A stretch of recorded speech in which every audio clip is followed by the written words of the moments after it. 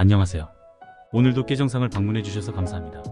오늘은 많은 사람들이 잘못 알고 있을 법한 건강 정보를 준비했습니다.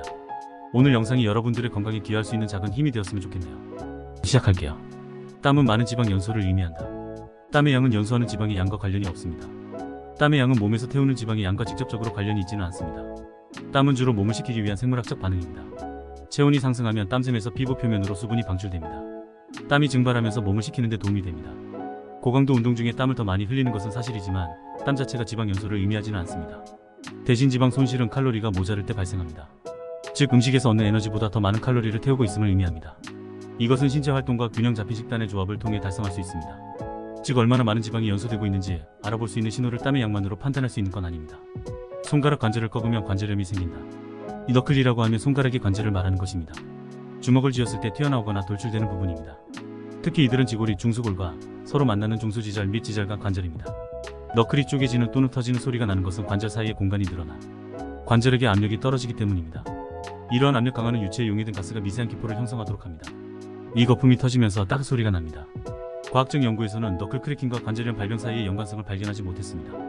그러나 습관적인 너클 크래킹은 시간이 지남에 따라 어느 정도의 손 부정 또는 그립 강도 감소로 이어질 수 있습니다. 하루에 2리터의 물을 마셔야 한다.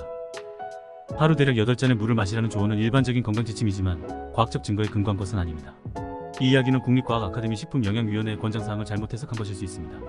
사람이 필요로 하는 실제 물의 양은 나이, 성별, 체중, 신체 활동 수준, 전반적인 건강 및 거주하는 기후와 같은 요인에 따라 크게 달라질 수 있습니다. 더운 기후는 다른 기후보다 더 많은 물이 필요할 수 있습니다. 더욱이 우리는 우리가 먹는 음식, 특히 과일과 채소에서 물 섭취량의 일부를 얻으나 필요로 하는 모든 수분이 일반 물에서만 나올 필요는 없습니다. 목이 마를 때 물을 마시면 되고 참고로 소변이 연한 노란색이거나 맑은지 확인하는 것만으로도 수분을 유지하는 좋은 방법이 될 수도 있습니다. 옅은 노란색 또는 맑은 소변은 일반적으로 적절한 수분 공급을 나타냅니다. 짙은 노란색 또는 호박색 소변은 탈수의 징후일 수 있으며 이는 물을 더 많이 마셔야 할 수도 있음을 나타냅니다. 어떤 사람들은 하루에 8잔 미만이 필요할 수도 있고 다른 사람들은 더 필요할 수도 있습니다. 그러나 특정 건강 상태는 수분 섭취량을 늘리거나 반대로 수분 제한을 요구할 수 있습니다. 어두운 곳에서 책을 읽으면 시력이 나빠진다. 어두운 곳에서 책을 읽는다고 일시적인 눈의 피로나 불편함이 생길 수는 있지만 시력에 영구적인 손상을 주지는 않습니다. 조명이 어두운 곳에서 책을 읽는 것이 일시적인 눈의 피로를 유발하여 두통 및 피로와 같은 증상을 유발할 수 있지만 장기적인 손상이나 시력 변화로 이어지지는 않는다는 것입니다. 눈의 피로는 빛이 어두울 때 보기 위해 눈이 더 열심히 일해야 하기 때문에 발생하지만 적절한 조명을 제공하면 피로가 사라집니다. 그러나 지속적으로 눈을 피로하게 하면 불편함을 느낄 수 있으며 독서를 하거나 컴퓨터를 사용하거나 시각적 집중이 필요한 기타 활동을 할 때 조명이 좋은지 확인하는 것이 좋습니다. 특수식이요법이나 주스로 몸을 해독하는 것이 좋다. 몸에는 자연적으로 몸을 해독하는 간과 신장과 같은 기관이 있습니다. 균형 잡힌 영양가 있는 식단을 유지하는 것은 유익하지만 특별한 해독 식단이나 정화가 필요하거나 심지어 유익하다는 생각을 뒷받침하는 과학적 증거는 없습니다. 밤늦게 먹으면 무조건 체중이 증가한다. 밤늦게 먹는 것이 체중 증가를 직접적으로 일으키지는 않습니다. 체중 증가 또는 감소는 주로 소비하는 총칼로리와 하루 동안 소모하는 총칼로리 사이의 균형에 의해 결정됩니다. 그러나 야식이 체중 증가와 관련이 있는 몇 가지 이유가 있습니다. 나쁜 음식 선택. 사람들은 종종 밤늦게 고칼로리, 고지방 스낵을 선택합니다. 이러한 음식을 과도하게 섭취하면 체중이 증가할 수 있습니다. 과식. 규칙적인 식사 외에 밤늦게까지 식사를 하면 필요한 것보다 더 많은 칼로리를 섭취하게 되어 체중이 증가할 수 있습니다. 신진대사에 미치는 영향.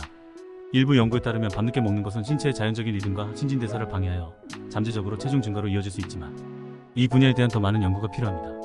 위산 역류와 같은 특정 건강 상태를 가진 사람들이 취침 시간에 가깝게 식사를 하면 증상이 악화될 수 있다는 점도 주목할 가치가 있습니다. 참고로 잠들기 3시간 전에만 적당량의 식사를 하면 된다는 게 전문가들의 의견입니다. 전자레인지는 음식의 영양소를 파괴한다. 전자레인지 사용은 다른 조리 방법보다 영양소를 파괴하지 않습니다. 실제로 끓이거나 굽는 것과 같은 방법에 비해 특정 영양소를 더 잘 보존할 수도 있습니다. 모든 형태의 요리는 영양소, 특히 비타민 C 및 일부 비타민 B와 같은 열에 민감한 영양소 손실을 유발할 수 있습니다. 열원에 관계없이 열에 노출되면 이러한 영양소가 분해될 수 있기 때문입니다. 그러나 전자레인지는 끓이거나 굽거나 튀기는 것과 같은 방법에 비해 열을 덜 사용하고 조리 시간이 더 짧은 경우가 많습니다. 이렇게 사람들이 잘못 알고 있을 법한 건강 정보에 대해 알아보았습니다. 이 영상이 도움이 되셨다면 좋아요와 구독 부탁드립니다. 좋아요와 구독은 정말 큰 도움이 됩니다. 그럼 다음 영상에서 또 만나요.